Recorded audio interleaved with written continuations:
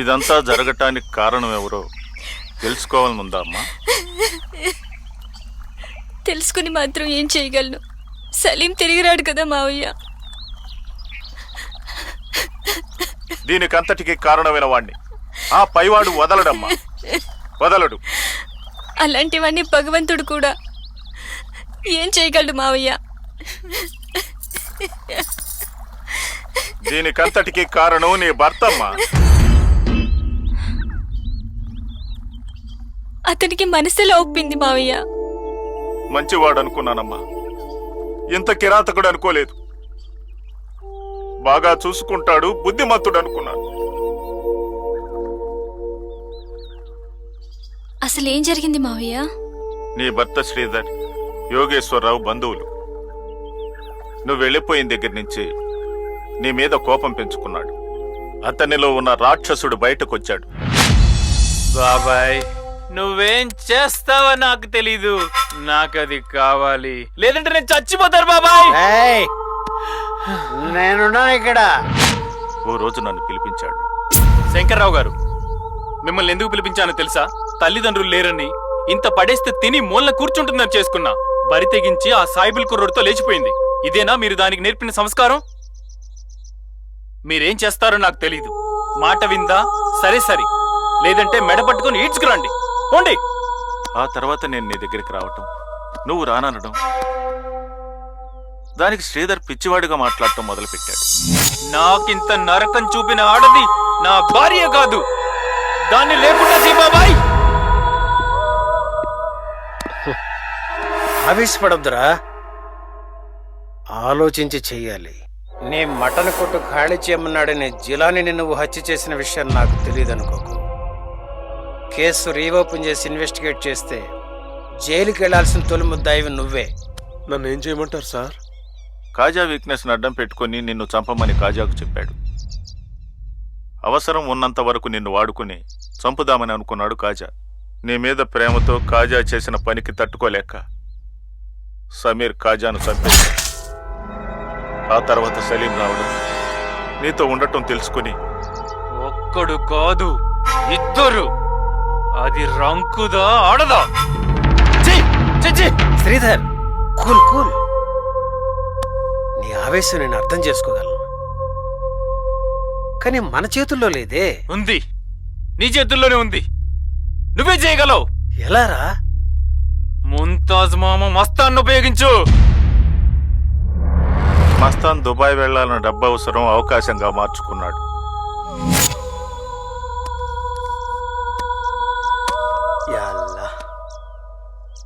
సాహెబ్, సమీర్ గాడు సావాలంతే కదా?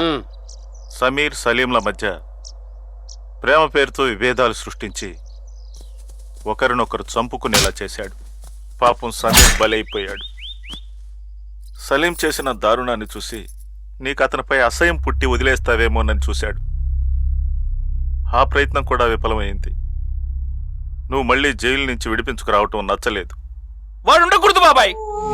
శ్రీధర్, డిపార్ట్మెంట్లో ఉన్నవాడిని నా చేతికి మట్టి అంటకుండా చేయాల్సినంత చేస్తున్నాను రా.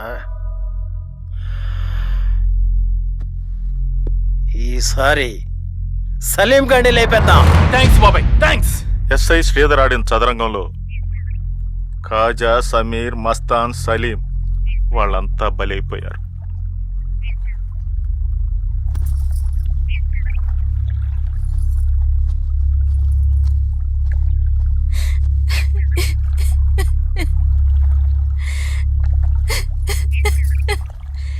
సమాజానికి నన్ను భారీగా చూపించడం కోసం ఇంతమందిని చంపడానికి సిద్ధపడ్డ మగాడు వాడి మనిషి మావయ్య కాదు, రాక్షసుడు.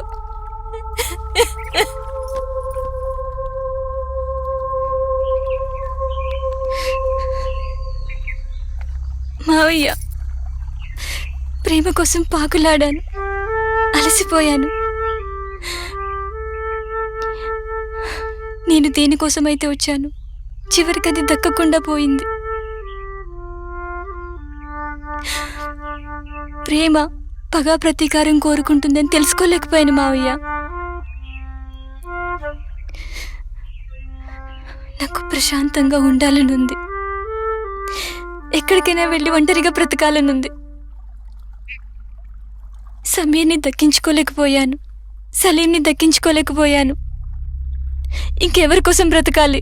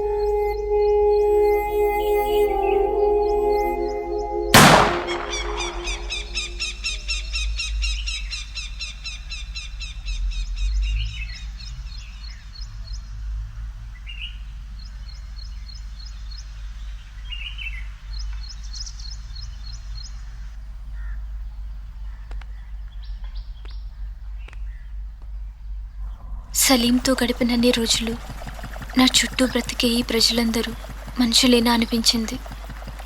సలీం కనపడకుండా ఉంటే ఇంకా మా ఆయనతో కాపురం చేస్తూ ఉండేదాన్ని. నేను సలీంతో వెళ్ళింది తన కళ్ళల్లోని ఆరాధన చూసేందుకు. అతనితో మాట్లాడుతూ అతన్నే చూస్తూ బ్రతికే అదృష్టానికి వెళ్ళాను. సలీం కోసం నా బంధువులని, కాలాన్ని, సంసారాన్ని, సుఖాన్ని వదిలాను. ఇంత విశ్వాసం, ఇంత త్యాగం ఏమంటారో? లోకులంతా కామం అంటారు, నేను మాత్రం పవిత్ర ప్రేమ అంటాను. ఈశ్వరుడి సృష్టి రహస్యం కామం. ప్రేమ అంటే ద్వేషం అని అర్థం.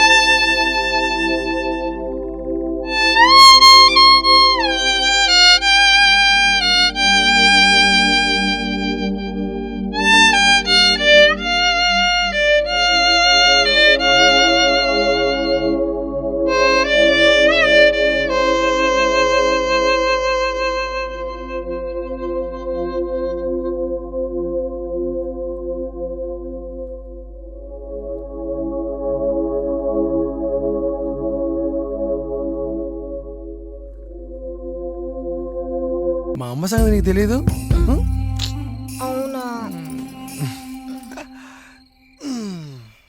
అందుకే ఈ రాత్రికి నన్ను నీ మొగుడిని అనుకో.